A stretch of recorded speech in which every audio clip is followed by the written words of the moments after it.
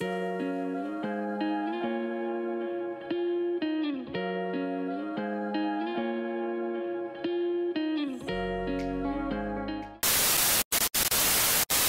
আলাইকুম everyone, welcome back to the way 2.0।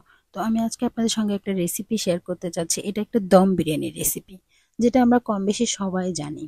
তো তারপরেও আমি একটু ইচ্ছা হলো আপনাদের সঙ্গে শেয়ার করতে।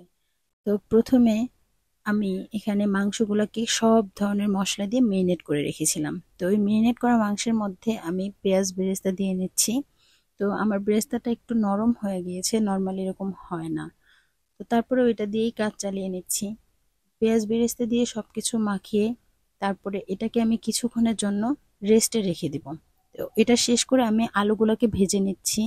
আলুগুলোকে একটু লাল লাল করে ভেজে নিয়ে আমি আলুগুলো উঠিয়ে রেখে চলে যাব পেঁয়াজগুলো পরবর্তীতে পেঁয়াজ বেরেস্তা করার জন্য। তো এটা হচ্ছে আমার একদম লাস্টে ব্যবহার হবে। তারপরেও আমি আগে প্রসেসিংটা করে রাখছি।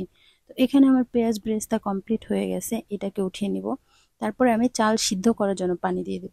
এখানে আমি প্যাকেটে থাকা মশলার মধ্যে থেকে কিছু গোলমরিচ জয়ত্রী রেখে দিয়েছিলাম। তো এই পানির মধ্যে আমি এগুলো দিয়ে দিলাম এবং তেল দিয়ে দিলাম। আমি সামান্য একটু লবণও দিয়ে দিয়েছি। তেল দেওয়ার কারণে চাউলগুলো আমার আঠালো হয়ে যাবে না, এটা খুব ভালোভাবেই সিদ্ধ হবে। তো চাউল দিয়ে দেওয়ার পরে একটু নেড়ে চেড়ে রাখবো। তার কিছুক্ষণ পরেই আমার চাউল সিদ্ধটা হয়ে যাবে প্রায়। চাউলটা সিদ্ধ হয়ে গেলে আমি এটাকে একটা ঝুড়িতে ঢেলে নিব।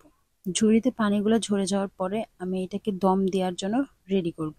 তো প্রথমে আমি পাতিলের নিচের অংশে কিছু চাউল দিয়ে নিচ্ছি, যাতে গোশটা আমার লেগে না যায়। তো চাউল দেওয়া কমপ্লিট হয়ে গেলে এখানে আমি আগে রান্না করে রাখা গোশটা দিয়ে দিচ্ছি। তো গোশ দেওয়ার পরে আমি আস্তে আস্তে করে সব ইনগ্রেডিয়েন্টসগুলো দিয়ে দিব। তো গোশ দেওয়া শেষ হয়ে গেল আমার। এখন আমি ভেজে রাখা আলুগুলো দিব, কাঁচামরিচ দিয়ে দিব। তো তারপরে আমি বাকি যে চাউলটা থাকবে সেটা দিয়ে দিব।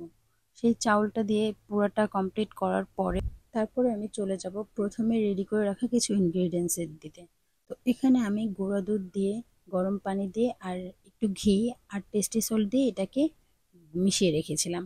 তো এটা এখন 4 সাইড দিয়ে ভালোভাবে দিয়ে দেবো যেন পুরোটা মিশে যায়। তো এরপরে আমি দিয়ে দেবো পেঁয়াজ বেরেস্তা করা এবং বাদাম ম্যাশ করে রেখেছিলাম সেটাকে। তো এগুলো দেওয়ার পরে আমি এটাকে ফাইনালভাবে দমে দেওয়ার জন্য রেডি করছি। তো এখানে আমি কিছু ঘি দিয়েছিলাম, সেটা আপনাদের সঙ্গে শেয়ার করতে একেবারেই ভুলে গেছি। তো এটা দমে দেওয়ার জন্য আমি আটা একটু আঠালোভাবে গুলিয়ে রেখেছিলাম, যেন ঢাকনটা একদম এঁটে থাকে এটার সঙ্গে। তো এটাকে ফাইনালভাবে দমে দেওয়া কমপ্লিট হওয়ার পরে এখন আমি দেখাবো আমার ফাইনাল লুকটা।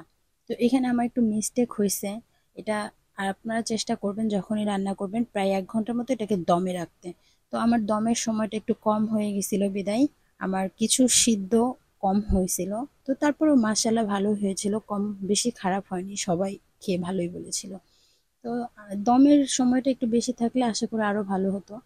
তো এখন আমি প্লেটে সার্ভ করে সবাইকে দিব। তো প্লেটে সার্ভ করার পরে আমার ফাইনাল লুকটা আসলে ভালোই হয়েছিল, একেবারে খারাপ হয়নি। তো আপনারা চেষ্টা করবেন দমের সময়টা একটু বেশি দিতে। তো আজকের মতো এই ভিডিও থেকে বিদায় নিচ্ছি। আল্লাহ হাফেজ সবাইকে।